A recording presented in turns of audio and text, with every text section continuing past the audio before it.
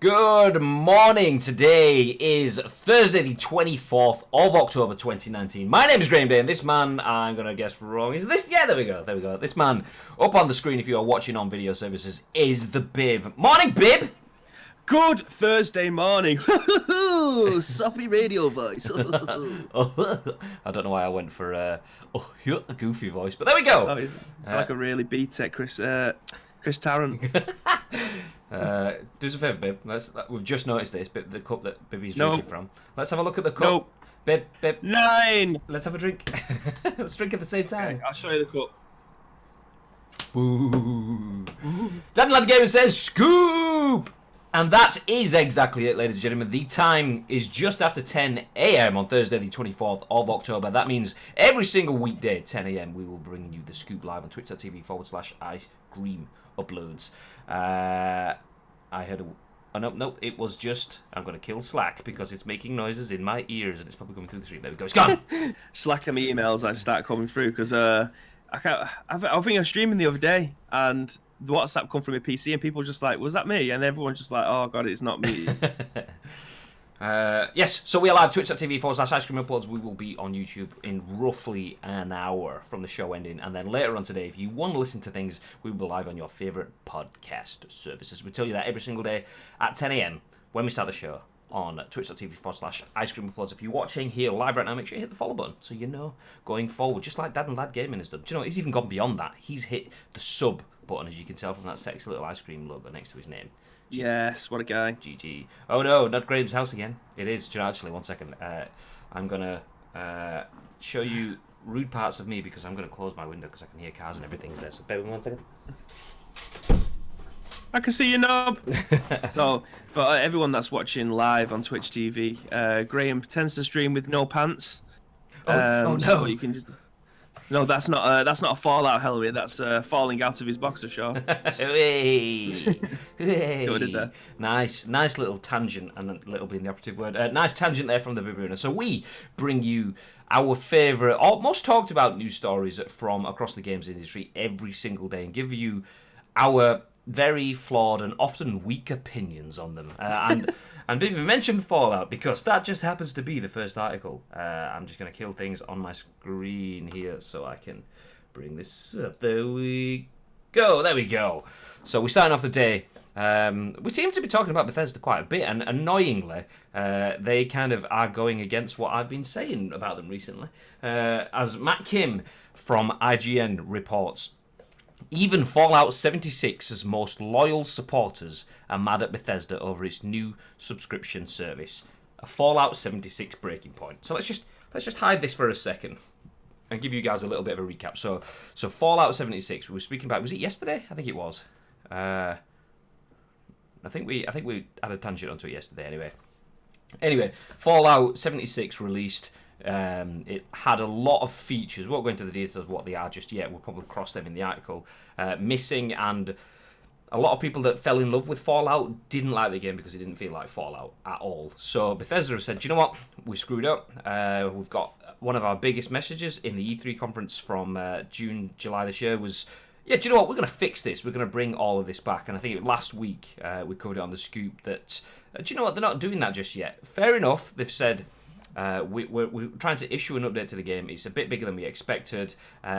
So we can't do it. We don't want to rush it out. We don't want to add a broken fix because that's kind of like an oxymoron. So let's just hold it. It's not going to happen until next year. Everyone was like, well, that's shit because we wanted Fallout to be the best game it could be.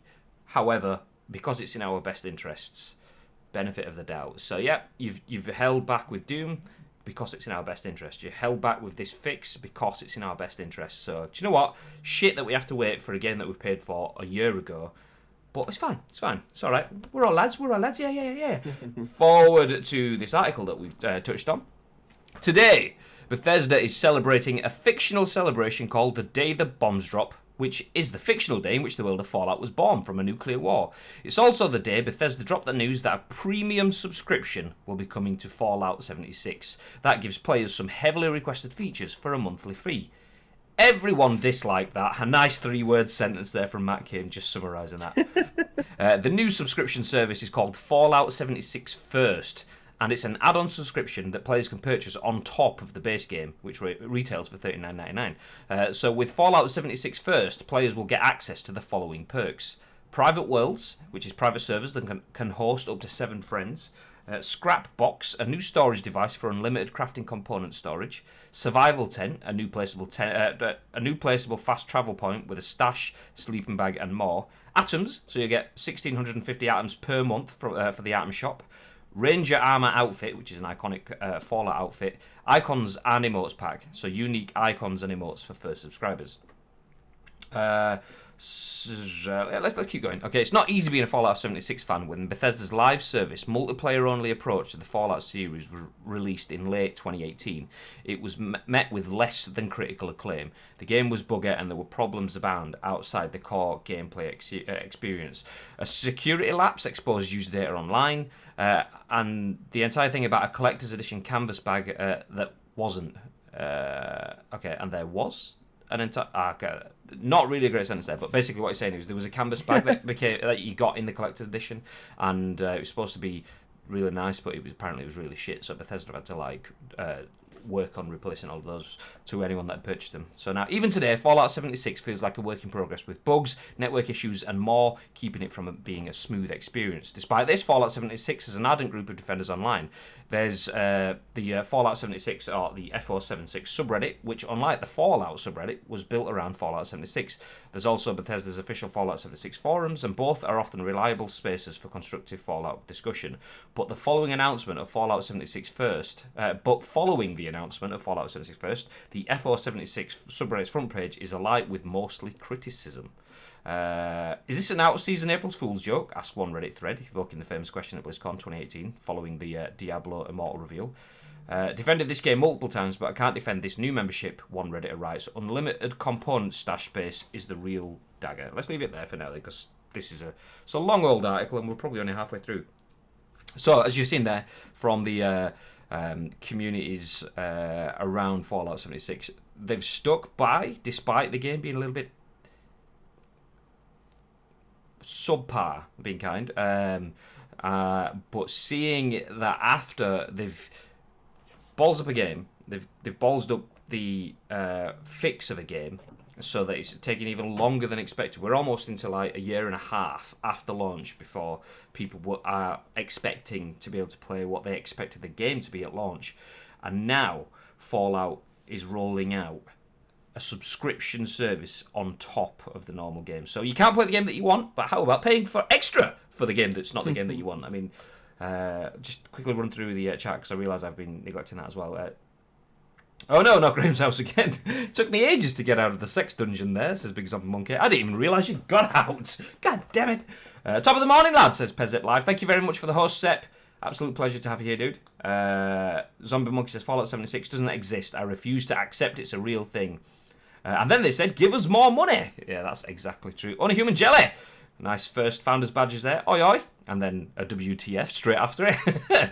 Exactly. They missed out the endless number of bugs for only the same cost as buying a PS4 itself. Shite is the word you're looking for. So, strong comments in the chat so far, Bib. What are your thoughts and impressions? Although, I mean, I'm not asking. I know what they are, but let's just have them anyway.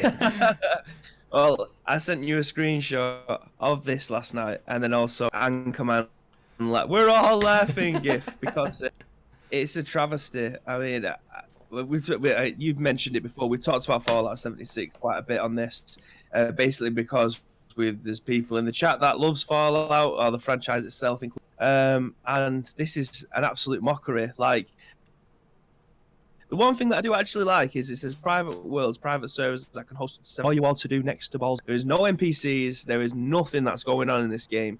So yeah, I mean, when I've been playing older Fallouts, I think, you know what, if I could do a bit of co-op, like we could both go around the worlds together, we could do a nice little co-op experience. That'll be pretty cool.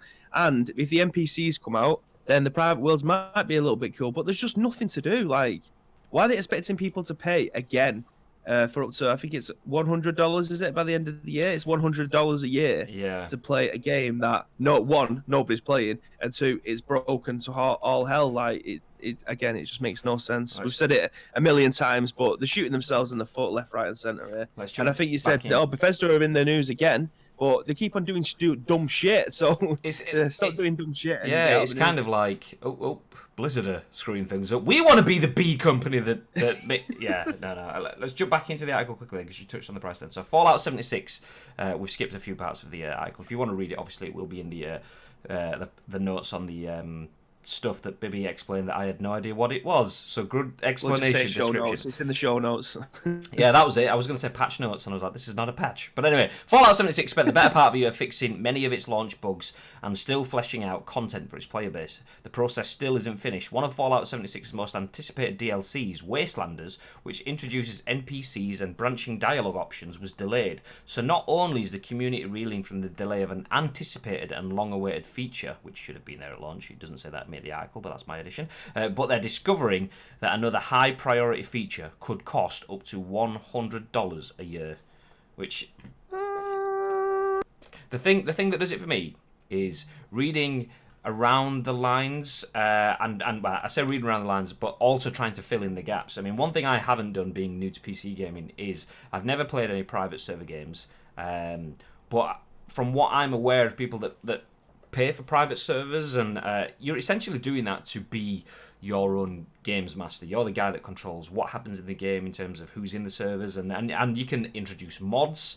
You can customize the gaming experience for yourselves. And from what I was seeing looking around this is you can't have any sort of mod support in the Fallout 76 private worlds. So you're paying £100 or $100 a year for a private server, which is probably on par with normal private servers, but you don't have access to all of the functions that private servers usually give you. So is this just going, oh, do you know what's really cool? Private servers. Nice, yes. Do you know what's really cool? Fallout. Nice, yes. What about if we put them together and we just make it just that, Fallout on a private server? Yeah, but can we add the mods? No, because that's not Fallout. Can we add any of our own additional perks? Oh, that's not Fallout. So you're just paying money to just play with your friends. Yes. But okay. The subscription thing that they're throwing out here, I know we haven't read the whole thing, but it's very similar to the Elder Scrolls thing that I'm paying a monthly subscription to Elder Scrolls because you can either buy the expansion packs when they come out on their own, or you can pay.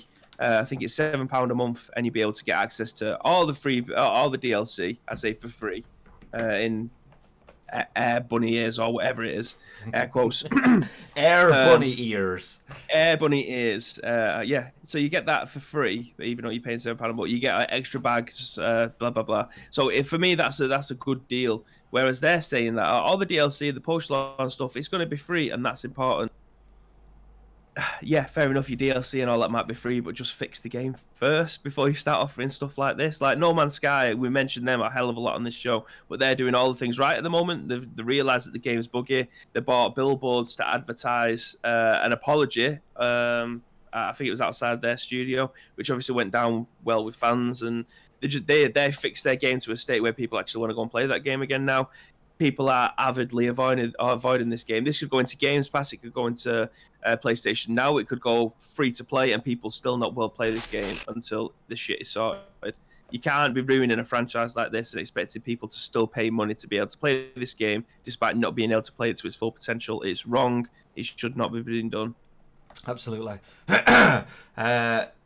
Comments in the chat. They really need to share their dev timeline. See, I agree with that. I think the issue... Ooh, we've got... Bibby's shacking out on the screen. Are you still there, Bib? Yeah, I'm still on the screen. I think I was getting that animated that I was bashing the desk and then the microphone was wobbling, the camera was going everywhere. I apologise for all of you audio listeners that may have heard some banging. So how did Bethesda go from the company who were looked at as gods to being that company that reminds you of Opie from Family Guy? Good question. And that's it. I mean, it's that transparency. I mean, Jess mentioned in there needing to share their dev timeline. That is kind of the thing. The fact that they'd kind of done that at E3, and you thought, oh, well, we're bought in now. They've not given us a specific timeline as such, but we know that we are looking at Wastelands is just going to be this big new update coming to Fallout. We know that we're going to get the NPCs. We know we're going to get the dialogue storyline branches that we wanted previously. Oh, actually, no, you're not. It's not coming till next year. So you're like, oh, okay, we're getting an update on on the timeline now. We know where we're standing. Sadly, it's not right now, but we're fully in the loop with what's happening. Oh, here's something we didn't mention before. You can pay, and it's like, mate, okay, you were hanging on a thread, and now boom, that thread is fucking gone. I couldn't stop laughing at the fact that one American company had to reduce the prices of their console packs that came with Fallout 76 to be cheaper than the rest of the cost of the consoles without a game because no one would buy them. Unlucky! I mean, that is shit. I mean, it's bad. It's bad. I mean, I do feel for Bethesda because you just know that the people in their PR department or their social teams, the ones that are getting all of the slack on on the front line, they're just sat there going, fuck. Like, yeah. They obviously don't control what gets put into the development side of things, so they don't know what's going to be in the game until probably, maybe even, I said weeks, in some cases with some companies, it could be days before launch before you know what's going into a game. I imagine with the size of Bethesda, that's probably not the case because the amount of PR and events and activities they do building up to a launch, but the PR guys have to make the best out of a bad story, so to speak, and there's only so much you can do. So for those, like, having the way it started with no NPCs and stuff, they might not even play the games themselves that much. That's probably something that the community have unpicked, and they're thinking, fuck, okay, we didn't realise this. So they're trying to sell it by, okay, this is how we're going to gloss over it at E3, and this is how, okay, shit, it's delayed. Okay, this is how we're going to fix it, and we're going to try to say we can make up for it, and yeah. And then it just comes around to, throwing that out. You know, someone in the PR department's going, okay, this is clearly a money maker, so we have to deliver this, but there's no way that you can deliver this and have it be a good story. Absolutely not at all. So yeah, sucks to be those guys. Absolutely. It had potential. They just not delivered it right, and it's. I don't think it's going to go down well anytime soon. I mean, that was it. That's why we were speaking about it yesterday. It was the Doom Eternal Doom 64 add-on that was in the news yesterday. So they were basically saying everyone that, is it a pre-order or is it everyone that actually gets the game? I think it's a pre-order bonus. So yeah, you get the full Doom 64 version of the game for those. So nice news yesterday. That's kind of like a, hey everybody, look at Doom while we. God damn it! I mean, the worst thing is for people that play Fallout. And for people that are invested enough, I imagine that could be something pretty decent for them. But yeah, it's just there's no way you can deliver that at this point in time, and still expect a high five. Never mind $100 worth of high five, which is a bit shit. But there we go. I mean, there is a monthly fee. I don't have the figure. I think it was like $13 or something like that a month. But either way, I mean. That's expensive. How much are you paying for $7 or £7? Yeah, I think it's something like £7 a month for Elder Scrolls, and that I've chose to do that. I don't have to do that. I can still play for free, and I did play for free for about 2 months. But the fact that I can get all the DLC, because it does stop you from doing some things, like you can't craft your own jewelry. You can't use most of the tables, like the crafting stuff, and it restricts your bag size and things like that, which I grin and bear did for 2 months, but because I was enjoying it that much, I thought, you know what, I'll have the extra space in my bag, I'll be able to craft my own jewellery. So it's definitely worth the £7 a month extra that I was spending. But again, I didn't have to do that, but because I'm enjoying the game, they're giving me the option to do that, I'll take it. It's not a problem. You can complete the game, again, in air quotes, if you wanted to without paying a penny, but I'm enjoying playing it, so I will give them more money. That's the way I see it anyway. If you're enjoying it, you can spend more money on it. If you're not, then don't expect me to pay anything else. It's just it's a large sum though. That like if you're paying £7 and you're getting access to all of the DLCs and everything, you're adding on top of the experience. I know private service technically is that, it's an add-on purchase. So but you're paying in some essences. I know it's kind of shitting on the whole idea of private service, but you're paying to play on your own. You're paying to get rid of everyone else, apart from your friends. Obviously, one person pays for the server, 7 people can get in. As long as one person has a first subscription, then you have the private server and you can have 7 friends in. Not everyone else has to pay for it. So that's not too bad in that sense. But still, for that person that's paying for it, if everyone pays for it at $13, we were talking last week. PS Now has just dropped down to $8, so you get not just add-ons but a shitload of games every month for half the price, almost, of what Fallout First membership is, which is quite extreme. But speaking about Fallout First, so we're talking about the PR teams. That moment when you wake up in the morning and you realise you work for Bethesda PR, says Spike as he links to this image. Chuckles, I'm in danger. Is it Ralph? I can't see that, but yeah, if it's Ralph, it is Ralph. Yeah, hilarious. I hope you appreciate my Ralph impressions there. But anyway. So Fallout 76 not out yet. I mean, technically there is a game out, but Fallout 76, as far as we're concerned, isn't out yet. But you can pay extra for a game that isn't Fallout 76. Moving on. So let's move on to... do you want to pick up the next hearty cold, Bibby? I will most certainly pick up the next one. In fact, this piggybacks on the back of a conversation that we had in the office the other day. Providing that this is the Battlefield one. It is, yeah. Oh, forget I said that, but yes, this piggybacks on the back of the conversation that we had in the office the other day. But this is on Kotaku, and it's been written by Luke Plunkett. Battlefield 5 is going back to the Pacific. Next week, Battlefield 5 is heading to the Pacific with 2 new maps, 2 new factions, and a load of new vehicles and weapons. It also somehow is going to be the first time you can play as a USA, at least in this particular Battlefield. The Pacific is the focus of Battlefield 5's Chapter 5, and when it releases for free, GG, on October 31st, it'll have 2 maps, Iwo Jima, and which combines beach landings with King of the Hill battles over Mount Suribachi, and Pacific Storm, which looks like a modern reinterpretation of the Parcel Storm map from Battlefield 4. I wasn't listening there. What were the names of those 2 maps then, Bib? Can we just have them again? Mount Suribachi and Pacific Storm? Have I got that right? No, that's so they're the 2 oh,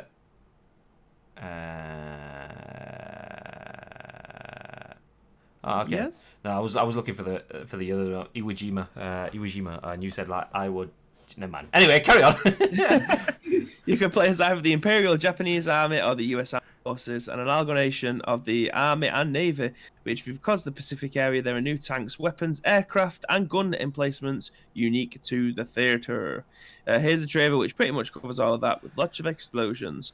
I haven't played any of the chapters on this Battlefield, but I do actually want to go and play them. I've recently, within the last month, reinstalled Battlefield 5 because I fancied playing some team deathmatch, and for me, there is no better place in this world, within the gaming sphere, that comes to team deathmatch, does it better than Battlefield, and I will die on this hill. Call of Duty, decent. However, I like my games to be about 40 minutes long, and I want to be able to play these type of games. Like PUBG. Sorry, because that is looting simulator for me. And there's death simulator for you.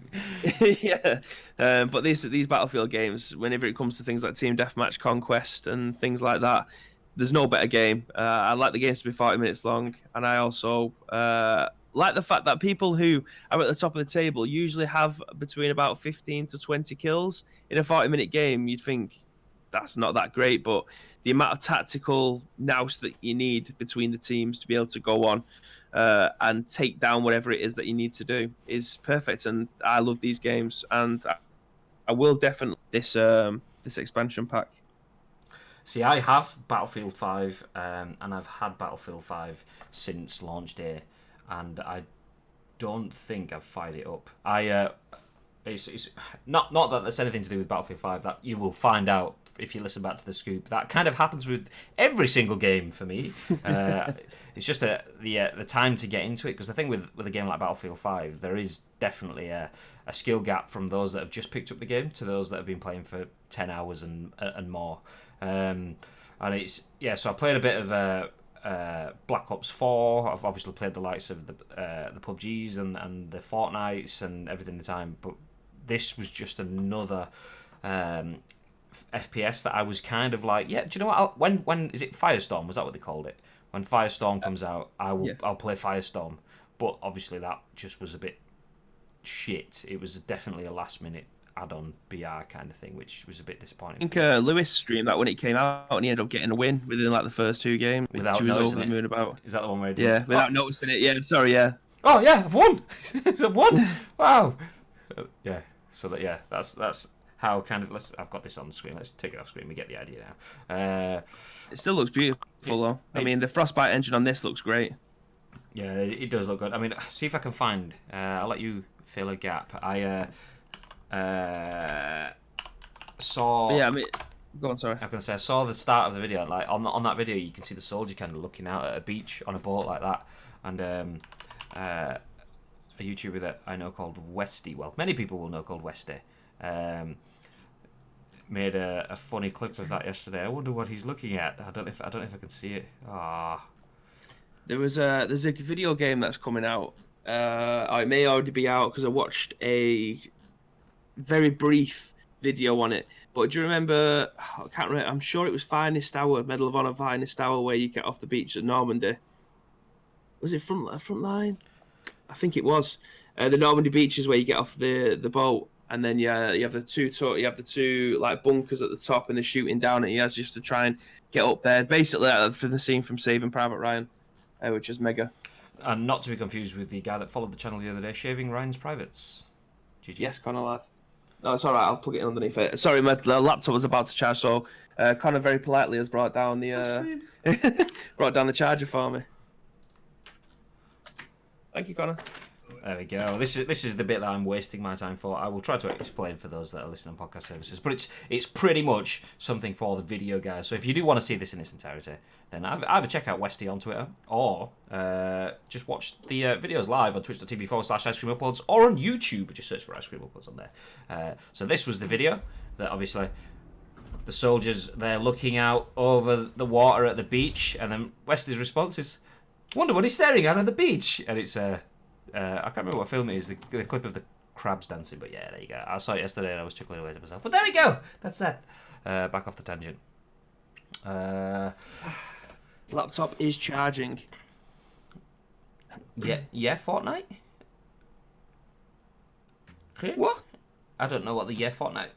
I don't know what you mean there. Frontline. Oh, okay. Medal of Honor. I was talking about Medal of Honor when but yeah, Frontline. Oh, that's one. They're so good. They're the games that my granddad used to absolutely smash out the park. He absolutely loved them ones. Fun fact, Grandma Baby actually locked my granddad in the conservatory because he wouldn't get off playing Medal of Honor. And it was like 11:30 on a work night, and she locked him in because he wouldn't go upstairs to bed. My nan telling my granddad to get to bed, and he's like, nah, I'm finishing it. Oh, did she lock him in all night? Or? Yeah, locked him in the conservatory. She came down like an hour later, ready to leave then. Unlucky. Did she know he was there, or was it just like a... Oh. Yeah, she was like, you coming to bed? He's like, no, I'm finishing this. So we carried on playing it. It's just she locked him in the conservatory because he was playing it like every night. Get out of here, mate. Yeah. Gonna be legend. Have you had it? What game, either all time or recently, has been a game that you've just kind of like sacrificed sleep for? Question. And anyone in the chat as well, feel free to get involved in that question. Recently, it's been Elder Scrolls because I've been playing that with Alpi. So we would play that game till stupid o'clock in the morning.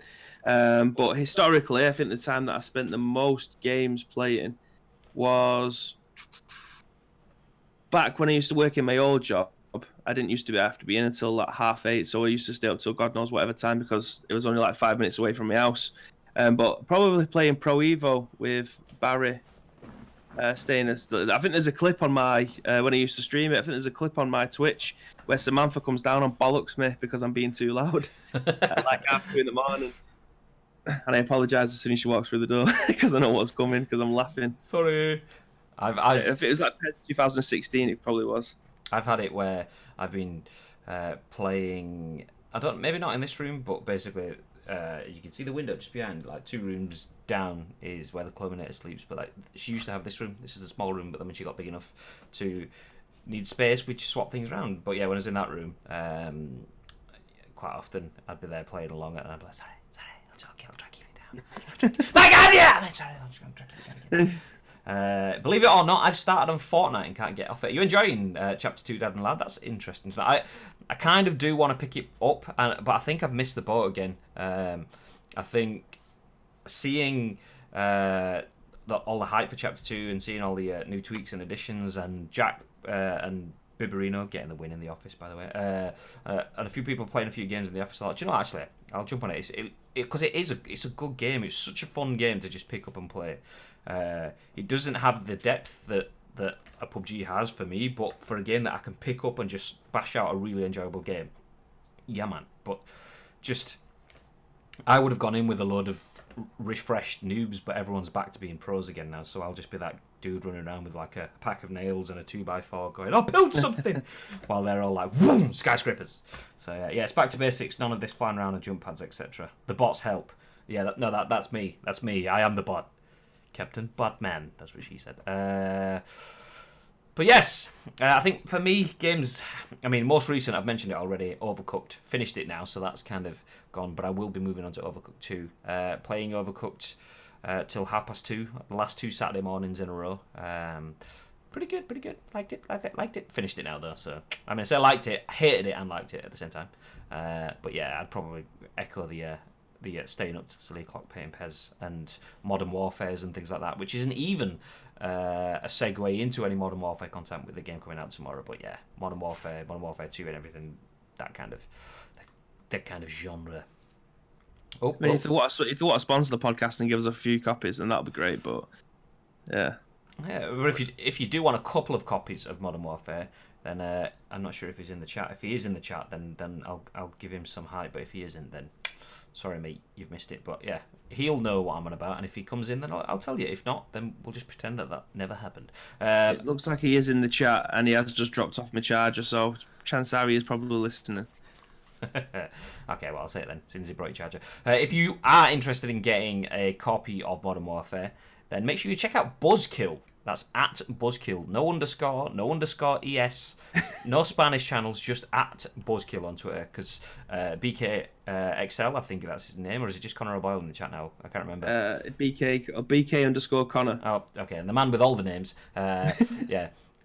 He is partnering with a company called Goob Nides to give away some stuff now. Noob Guides. They're giving away a couple of copies of Modern Warfare. Shout out, because obviously Connor's part of the Ice Cream team. But yeah, go check it out. While we move on to our next piece of news, Google Stadia players who pre-ordered might not be able to play when it launches. What the fuck? Google Stadia might make you waitier. I like that. I like that a lot. As in, it's going to make me fat, mate. It's going to make me weightier. What's that about, mate? No. So yeah, that cheesy pun and the tagline is by Steve Watts at GameSpot. If you're listening to this on podcast services, Google Stadia has set a release date of November 19th, but you may not be able to play right away, even if you ordered a Founders Edition. Google says that units will be shipped out on a first-come, first-served basis. So if you ordered yours close to its sellout date, you may have to wait as long as December to start streaming. The Verge reports that while Stadia officially launches at 9 a.m. PT on November 19th, the company says not everyone who ordered will have received theirs. That's bad. The news was sparked by the announcement that Founders Editions had sold out, and Google shifted instead to selling a new Premier Edition. This led to questioning if Premier Editions would also arrive in time for the November 19th launch. Then the answer is no, they won't. Since Premier Editions won't ship by that date, Google paired that with clarifying that Founders Editions wouldn't necessarily have shipped either. They're instead set to start arriving on November 19th, so you'll only get to jump in immediately if you were one of the first to pre-order. That said, the wait won't be too long. Google expects both Founders and Premier units to be delivered within 2 weeks from launch, so the latest yours should arrive by would be early December. The Premier Edition is mostly similar to the Founders Edition. It costs the same price, $130, but it comes with a white controller instead of the exclusive Founders Blue, and doesn't include the Founders badge on your account or the gift buddy pass for a friend. Plus, by jumping in later, and the gift buddy pass for a friend. I pronounced that properly. Plus, by jumping in late, you won't necessarily get to grab your unique Stadia username, which Google has promoted as a perk for early adopters.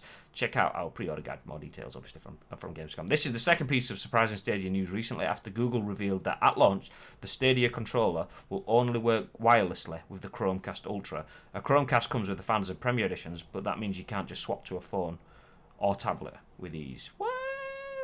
There just seems to be stipulations every single day that a new news article comes out. Yeah, I mean, the message posted in chat by Dan Lad Gamer says, sounds like a shambles and makes me even less interested. I would be well fucked off if I pre-ordered and got it weeks after the first patch. What's the point in a pre-order? I mean, that is... They've lost all meaning of it. There's an advert on screen as well for a pre-order the Google Pixel now. Fuck off!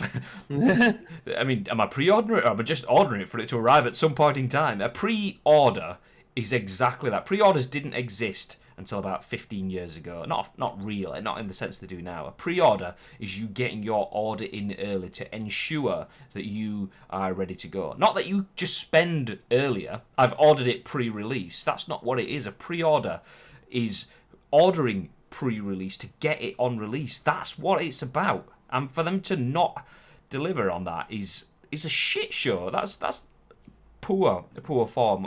All I can think of with that is Google Stadia.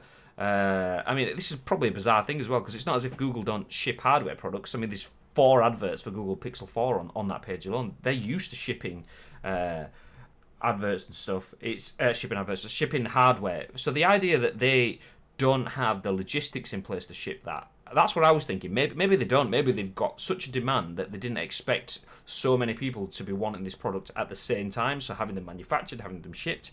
Maybe they don't have the infrastructure in place to deliver that. But when you're delivering 72 smartphones a year, because there's about 1,000 Google Pixel phones now, unless I'm just being a proper old man with my iPhone and not really understanding what's happening with anything mobile phones these days. But yeah, even still, like, how could you advertise a Founders Edition? This was months ago as well, pre-E3.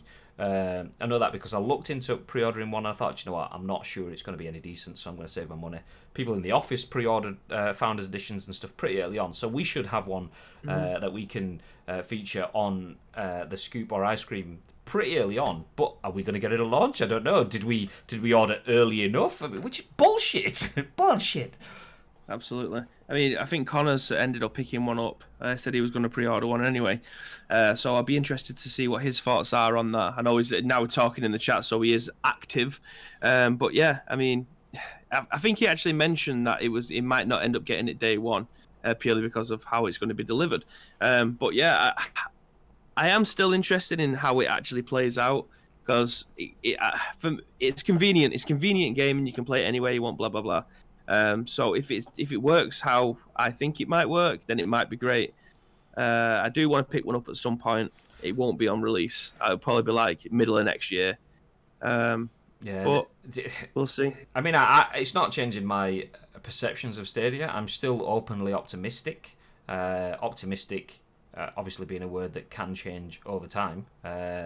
Still, as in, I'm still waiting for them to prove me wrong on my optimism. I think it could be good, but having so many additional caveats, so you can pre-order, so you can give us your money early, but we're not going to necessarily give it you early, is a bit weak. This untested algorithm that predicts what you're gonna press, negative latency, that's what they called it. Okay, it's never really been tested or existed until now, so we will see. Playing games online in the cloud, having such 11.5 gig of data every hour or something like that. Okay, that's quite intense on some infrastructures. I mean, me and Bibby, in testing to get on for the Scoop this morning, my internet dropped down to less than 1 meg per second. It took a good 3 minutes-ish to get back up to a decent speed. So imagine you not being able to play the game for 3 minutes, and he's just predicting your next buttons for the next 3 minutes. Oh, I imagine it'll probably cut off. But... Imagine Dad and Lad there. He's smashing Fortnite. He's getting into the final circle. Oh, actually, you'll know about this, Bib. Oh, no, I don't want to talk about it. What a piss take. Yeah, getting into the final circle and then suddenly... LAN cable not connected. Fuck! Baby dead. And Lewis abandoned in a circle of just 5 people left when you're playing in duos. Nightmare. To be fair, even though that shit, it happens every year with iPhones, so it's not exclusively a Google problem. No, absolutely. I mean, it's not that it's a Google problem or even a one versus the other problem. It's just for anyone wanting a Stadia, that is a shit show. If you've pre-ordered it now with that caveat, fine. but we are probably 5 months after the first people pre-ordered it. And if some of the people that have pre-ordered it 4 or 5 months ago aren't getting it on launch day, then that's just crap. That's crap. Well, I imagine people who will be buying this as well, not only are people who are gamers, but people who probably make a living on YouTube wanting to be able to get it day one so that they can unbox it, they can do tech videos and stuff like that. Imagine if someone like Linus Tech Tips doesn't get his on release day. The person that is probably, I would say, one of the most subscribed tech channels on YouTube, amazing content creator, and he doesn't get his on the first day. Not only will he be pissed, the people who watch his content for stuff like that are going to be pissed. But that doesn't even beg to question, like, if 10 of us in the office ended up ordering one and 9 of us got it, how pissed would you be if you was the 10th person who didn't get it? And everyone walking around waving the Founders Edition in your face. I mean, you absolutely know Linus Tech Tips has got like 3 inbound from Google and he's not paid for any of them. And he'll be giving a couple away and all the rest of it. Connor says, I'm going to pre-order this Premier Edition when I get paid. I was never bothered about getting it day one, so not really too upset, but I can see you'd be annoyed if you wanted day one. Yeah, I think that's the thing, though. You're purchasing it because it's just a nice to have. Some people are purchasing it that either don't have consoles or they're thinking, okay, maybe, yeah, I've bought in really early on, and if you're getting it now with everything considered, it's the people that have gone, what the fuck?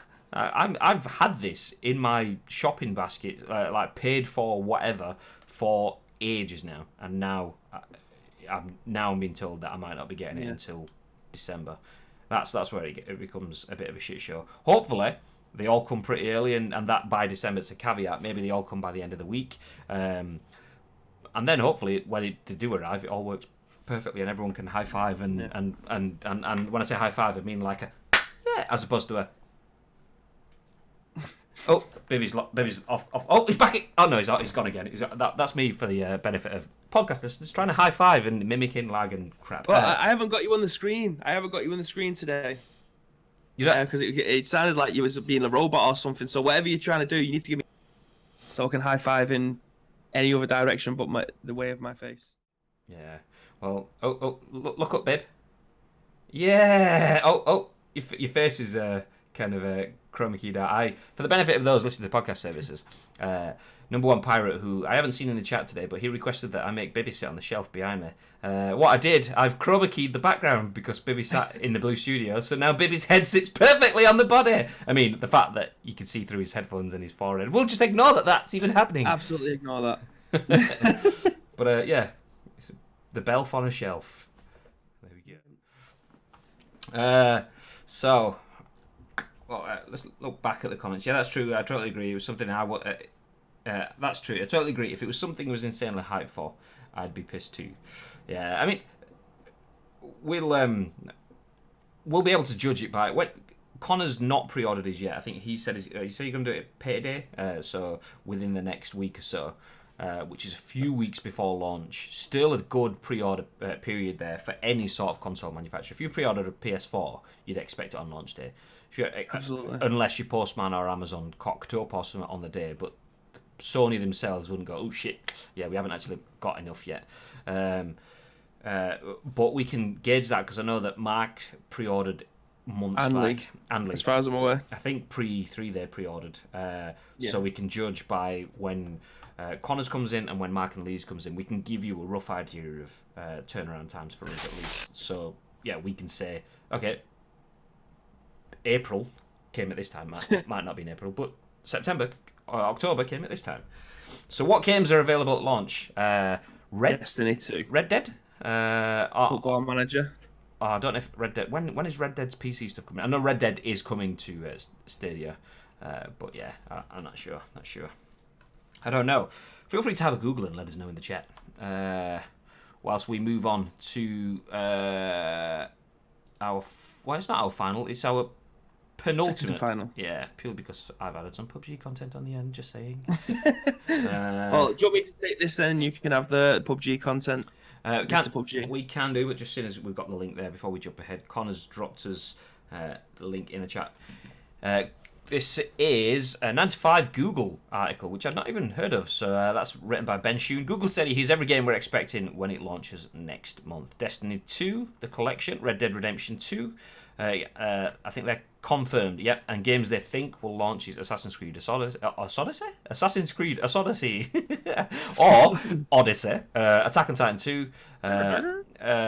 Final Battle, Borderlands 3, Doom, when it eventually comes out. Darksiders Genesis, Dragon Ball Xenoverse, Farming Simulator, Football Manager 2020, Final Fantasy 15, Ghost Recon Breakpoint, Tom Clancy's The Division 2, Grid, Guild, Just Dance, blah blah blah blah blah blah blah blah blah. Yeah, okay, there's quite a lot of games actually coming out, including Tomb Raiders, NBA's, Rage, The Crew. Google Stadia games in 2020, obviously Doom Eternal's in there, Marvel's Avengers, the new Square Enix version, Baldur's Gate, Cyberpunk, Destroy All Humans, Elder Scrolls Online, Bib. There's another format that you can buy it for. Gods and Monsters, Watch Dogs. So yeah, quite a lot of games actually. I mean, that's to be fair, as launch packages go, that is pretty tasty. What do you reckon the price point is going to be for these new games that go on Google Stadia? Do you reckon they're going to be priced the same as what they are on PlayStation Plus? PlayStation Store and Xbox Gold? Yes. Or do you reckon they're going to be going along the lines of what like Steam and Epic Games are like?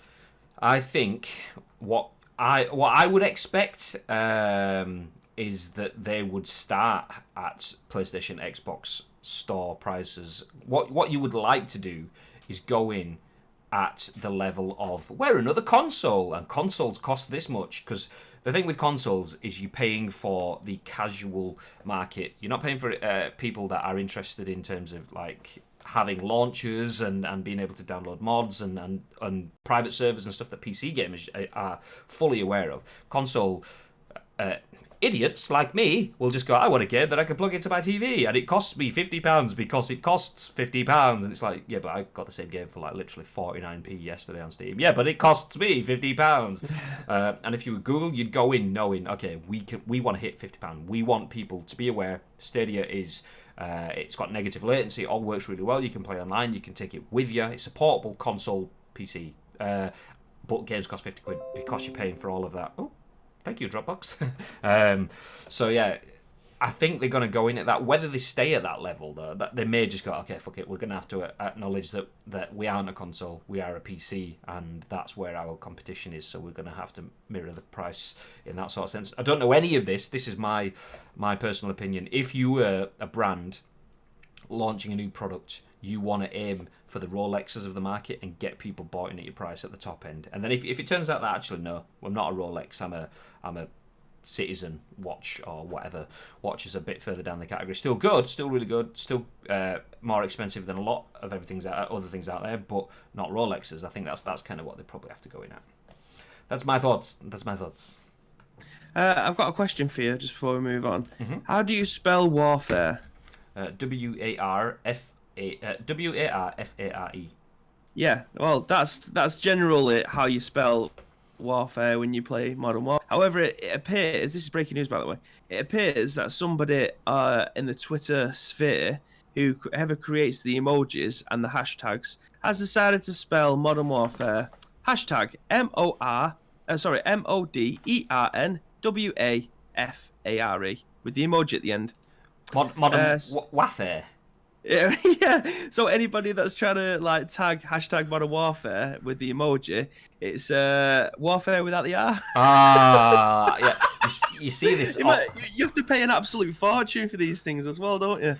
The thing is, though, I mean, there's no emoji on it, so I reckon that's probably. You often get this, and I think it must be malicious. Yet it is. So if you type in Modern Warfare, you get, is it price on the end? I'll bring up my browser, so please feel free to ignore everything that's happening on my Twitch, not my Twitch, my Twitter. So there you go, Modern Warfare. Whereas if you search for Modern Warfare, you actually get Modern Warfare, early Modern Warfare servers with the I think it's Captain Price emoji. So, but you get it all the time. You'll get either someone mistypes it, and then everyone else just types in modern, and then they go, oh, there it is, and clicks on it. So someone early has clicked on it, and then everyone else has gone with it. But it happens so often. I think there's got to be some sort of malice in that, in terms of brands like trying to trip other brands up, so that you get loads of modern modern wafers. You get loads of that. I mean, I'd seen it with eFootball Pez. It was like eFootball Pez and stuff like that. I did it by accident with Pez. There you go, says Connor. So I've seen it loads of times. I mean, I remember being involved in a campaign where that was done, not maliciously at the time, because it wasn't a thing back then, but it was done on purpose, jokingly, in the launch of Saints Row 4's Johnny Gat DLC. It basically came out the same period as Grand Theft Auto 5.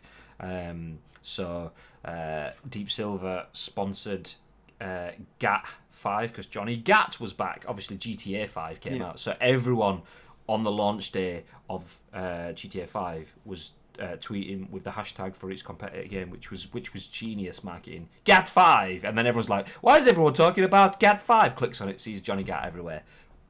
Whereas now it's just all about modern wafers. So I'm not sure about that. Not sure about that. But yeah, it really annoys me because the internet is inherently lazy, so people will just go modern wafari. But yes, speaking about modern wafari, take it away, Booberino, or do you want me to do this? It's okay. I can handle this one. This is on Kotaku and has been written by Alastair Jones. Sony's not selling Call of Duty Modern Warfare on Russian's PlayStation Store. Call of Duty Modern Warfare releases later next week, but PlayStation players in Russia are going to find getting their hands on the game a little tricky.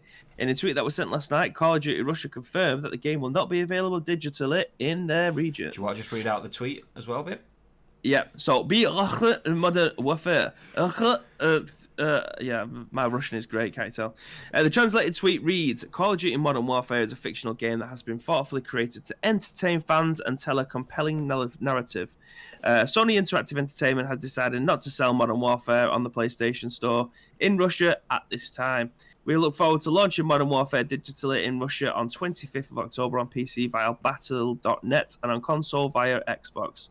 Neither Sony, Activision, or Infinity Ward has provided a reason for this decision not to sell Modern Warfare on PlayStation, but you don't have to dig too far to find out why.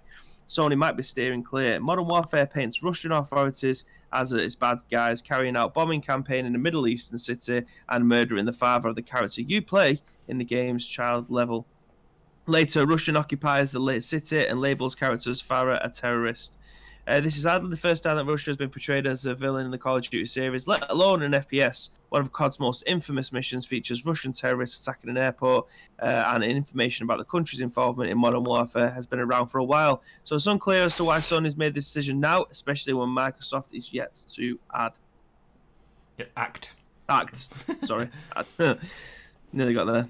Interesting. So this is quite significant, but also not at the same time, in terms of this isn't censorship.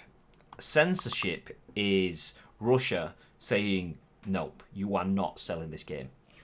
If you're talking about something that we don't like, even though you are freely able to express that, whether people agree with it or not, freedom of speech, and the creative tangents. In a creative piece, you could say Russia is taking over the country in World War 72 or whatever. It didn't happen, but it's a creative element, and none of this is happening because it's Modern Warfare. It's a video game made by Activision. But if Russia were then to jump on the go, no, we're not having Russia as the bad guys. You can stop that. We're not selling it in this country. That is censorship. Whereas what Sony have done is Sony have gone, okay, this is possibly something they might react to, so we are not going to sell it. Because it's clearly not been blocked, because if Battle.net and Xbox are still selling it within the region, what makes Sony... Why have they gone, yeah, I don't want to offend anyone of your mates, so yeah, we're not going to sell it. Wow, yeah. That's interesting. It's a bit of a dodge decision there, really, from Sony. What is the reasoning behind that? Especially when, as you mentioned, read it word for word, one of COD's most infamous missions features Russian terrorists attacking an airport. That's the No Russian mission on the start of Modern Warfare 2, which obviously was like on the verge of getting the game banned everywhere, and I think it might have even done that for a Oh, while. you had a disclaimer, didn't you, when you opened up the game? It was a patch that they had to patch in to say, yes, I want to see the explicit content, or no. So if you press no, it get rid of that mission, because obviously they don't want to see someone walking into an airport and shooting it up. But I mean, if you've never played this game by now, then you're probably never going to play it. But basically, you go into an airport, you shoot the whole thing up, and just as you're about to get into the back of the van, you get shot in the face yourself. But yeah, I don't understand why they're taking this, especially with PlayStation being like the preferred place to play the game, innit? Haven't they got a sponsorship for at least 1 year? They've got the early, I don't know let's call it early access. I don't think that's the right phrase, but for the Spec Ops mission, I think that's what it's called. Basically, you can only play that on PlayStation at launch, and then it comes to Xbox and maybe it's on PC as well. But I know on consoles at least you can only play that on PlayStation, which is bizarre in that element, in the fact that Sony are working closely with Activision in terms of trying to make themselves the prime place to play Modern Warfare, but then not selling it in certain territories because of reasons that they won't tell you. Interesting. I mean, I assume obviously retailers will still be selling hard copies, but for those that just go, "Nah, I want to add it to my library now," they're like, "Fuck." Okay. I don't understand why people buy digitally anyway. It's like nearly double the price than getting it from physical. I mean, for the convenience of being able to stand up and press the button on your pad to be able to play the game, rather than saving £20 and getting off your ass to go and put the game in. But yeah, see, I kind of torn now. I was always I love the idea of having a case in my hand. I love that tactile feeling of knowing that I can touch the case, that I can crack it open. I get the smell of the fresh game, and not that you get it anymore because of obviously environmental reasons, but having the little leaflet that you can sit and read while you're taking a dump and stuff like that. I love that whole element. Or the most infuriating thing that I do wrong every single time. Obviously, on a PS4 case, for example, you've got that little thing that you can just unpeel all the way around, that you can take the top off and the bottom off, and the plastic seal is gone. Do I do that every time? Do I feck? What I do is I go to the top of the case and start picking on the corner, trying to get one of the little flappy bits, and then the side of it, and then eventually I get, I'm in, and I rip it to the point where it hits that strip that you're supposed to unpeel, and I'm like, fuck, I could have done that again every single time. And that, so I mean, I don't miss that part of having the case, but I like having something, and there's probably old school me there. However, working in games for the last few years and getting review codes and so on, there is an inherent simplicity to being able to just go, do you know what? I'm in the office today and I want to play Modern Warfare, as we're talking about it, and as I've done in the past, I just installed Modern Warfare on the PS4 at work and played there. Whereas if I'd have been hardware, I'd have been like, fuck, well, I'm not playing Modern Warfare because it's sat in my PS4 at home. I can't play it today. So swings and roundabouts. I got a copyright strike for sharing that on YouTube, and that mission was awesome. I shot every last fecker I could. That's not surprising, Spike. Bibby did a dodgy accent, and then the sound broke for me. Thought we'd been banned from Twitch. God's sake, Bibby! Dr. Disrespect. Sorry, it was very fluent. It was good, to be fair. I do it with one game a year as it saves me changing one more disc. And I don't have to worry about breaking the disc. That's a good point. Because I'm too lazy and I don't have to worry about breaking the disc. I worked in Game Station and we dragged the top case along a desk, instant fast open, never once damaged the case to top of the case. Ah, clever. Okay, that's like a life hack. We need like Spike's life hacks kind of thing, a little segment where we just go like we'll have like a I don't know if I've got the scoop. I was going to play the scoop intro, like, and then just Spike goes swipes the game across the desk, and then we just finish straight back into it. You enjoying yourself on the shelf up there, babe? Having the time of my life. It was a great hack. We unboxed an entire box in no time. How hard is it to say unbox and box in the same sentence? My God. So yeah, Russian Bib. How are you getting Call of Duty now? Sorry, How am I getting? Yeah, how are you getting Call of Duty, Bib? Sorry, have you just walked away from your desk, or have you fallen down a well? I turned around and looked at you sat on my shelf. Oh, sorry. Oh, your head's fallen off. There we go. Right. Look at his little feet. Okay. I mean, for audio listeners, this is exactly what you want, isn't it? Graham tickling my feet. Yeah. For audio listeners that have never watched The Scoop on a Wednesday and a Thursday, when I do this the stream from my home studio, basically I have a bit more freedom to be a bit of a pillock than I do when we're in the actual broadcast studio. So I have Bibby sat where usually he's picture in picture in a box, but because I have the freedom to be a pillock, I have him sat on the shelf behind me. So yeah, there you go. Do we have any more to add to the Modern Warfare PS Store? I done it. Let's move on. There's not really much to say there. I mean, until Sony or Activision or Infinity Ward, anyone, until any of those respond to the article, until the decision to not be on the PS Store in Russia, then there's not really much that we can add to that. So let's move forward. Let's move forward and to our final piece of content for the day, which is purely for Bibby. He really wants to show this on stream, so we will do this for you, Boob. Because you're all big fans. There we go! Yay! Season 5 is here, and now's the perfect time to bolster that squad. For 1 week only, you can pick up PUBG on Steam Games for 50% off. That is a tweet direct from the official PUBG Twitter account. Obviously, 50% off for those that haven't played PUBG on Steam. I imagine most people that have played PUBG would have played it on PC Steam at first, so I think that's probably just a plan to mop up a few extra sales. But yeah, there you go. It's not a bad game at all. And the thing with PUBG's marketing campaign, obviously Season 5, just as you would have had in Fortnite, there was multiple seasons, and I know the same thing happened in Blackout as well, multiple seasons. That what PUBG is getting better at, which I'm quite liking, although I don't really see any direction to it, is they release cinematic trailers. So at the start of Season 4, one thing that they're doing that no other Battle Royale has done to that level so far is they're trying to build a bit of lore as to why it's happening. So Fortnite, what it's done really good in terms of its content marketing is building a storyline that progresses if you just accept that you are jumping out of a bus into this land. And, there's aliens and spaceships, and it all makes sense because I know that it's happened over a time from when I got here. What PUBG is doing is building that background with the lore, so that for the Season 4 cinematic trailer, it was, you saw this kid that you don't know why, but he was on Erangel, and he became the first lone survivor, the first person to win the Battle Royale.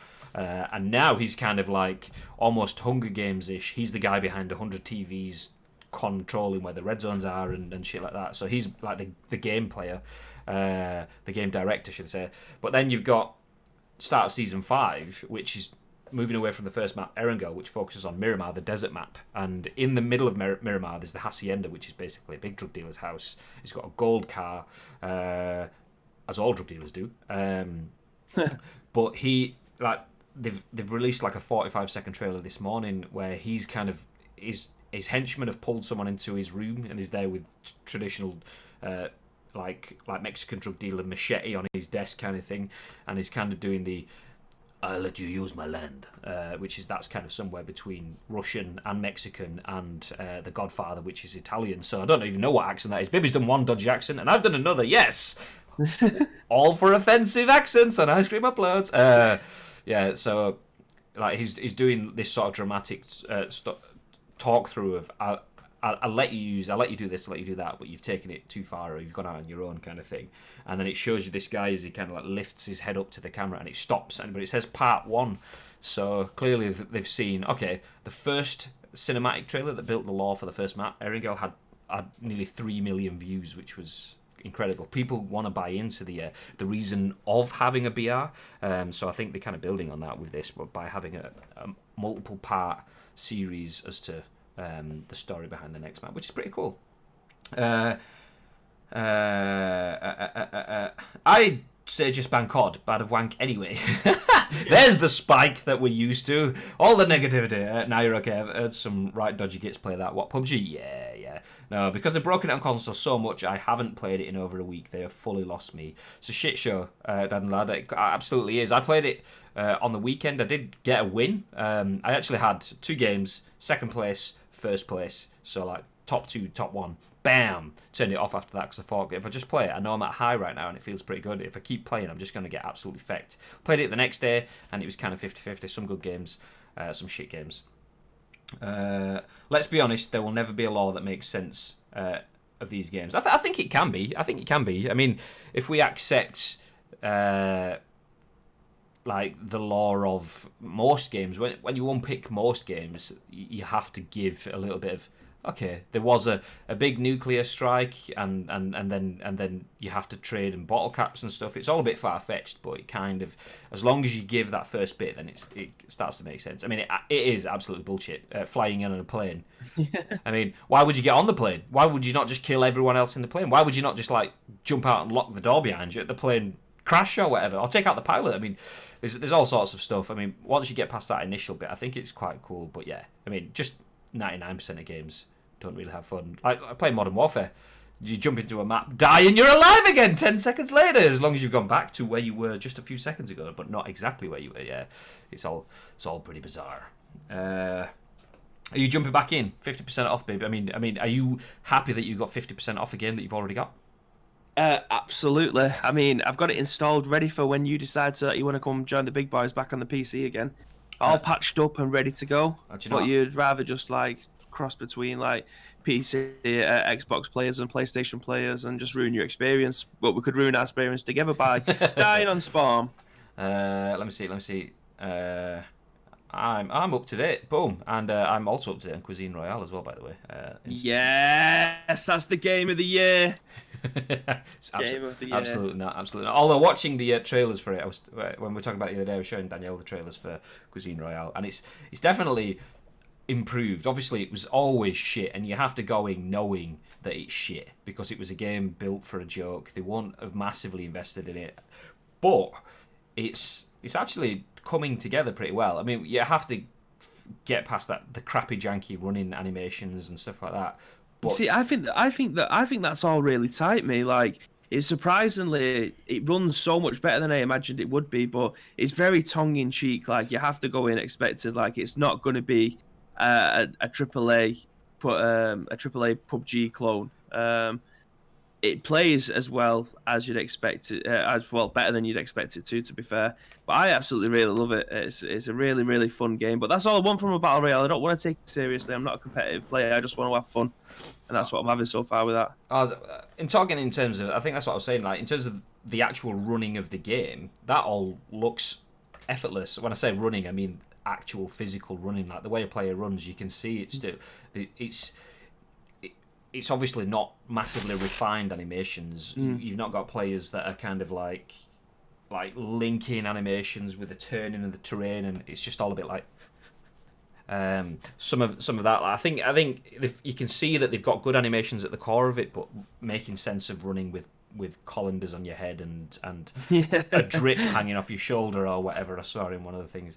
They've not fully seamlessly put all that in. But I think at the same time that kind of probably adds to the whole feeling. You don't take it too seriously, which means that you're just like, it's a bit of a laugh. Well, absolutely. I mean, like, if anybody wants to play this with me, then feel free. Anyone that's in the chat, anyone that's listening to this on podcast services, if you follow us on Ice Cream Upload, you'll find out when we go live. I'm always up for group games, so yeah, come and join us on that.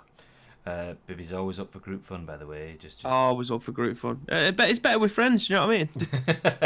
And on that bombshell, I think that's probably a good place for us to wrap up today's scoop. We've got through the news, 5 different pieces of news content for you, and thank you very much to everyone that's been in the chat. If you're lurking, if you hear from one of the hosts, then please feel free to hit the follow button somewhere up that way, somewhere. And if you're still lurking and you haven't been here, or maybe you've just arrived, then here's Bibby sat on a shelf. It's my belf on a shelf. Don't 3 hours. I could say, don't wave. It spoils the immersion. So if anyone is still in the chat, please feel free to type !socials. That's plural. Just so that we can get the social links in the chat. We are live 10 a.m. Monday to Friday on twitch.tv/Ice Cream Uploads. We will have a video version of this going on to YouTube within the hour. So if you've just joined and you missed it all, then please feel free to check the video out on YouTube. We will obviously have the VOD on Twitch too. We will also be live, so you can listen later on podcast services, iTunes, Spotify, SoundCloud, and Google Play. All four. Bam. I'm remembering that. Give me a brofist, says hello everyone. You've come in just at the wrong time, brofist. We are just about to sign off for the day. Do you know what? As soon as you've just got here, I'll show you Bibby on a shelf. Gives me a reason to. There he is! Yeah! Move your head side to side, babe. Go on. Yeah, there we go. Make sure you hit the follow button while you're here, brofist, so you can catch us live from 10 a.m. UK time tomorrow. We do this Monday to Friday every single day. I'm actually not on the show, which I haven't discussed with Bibby yet. I have meetings and things, so we will be replacing me, but we will be live from the ice cream studio, which is where Bibby is, just there. Hey, thank you very much for the follow, brofist. Love it. Shit, he says. God damn it, I missed it. But don't worry, like I said, we will be live. We're on YouTube and all of the podcast services as well, so you'll be able to get it all there. But for now, this is pretty much the end of the stream. I'm going to queue up the end slate. There we go. Anything from your side that you want to add, babe?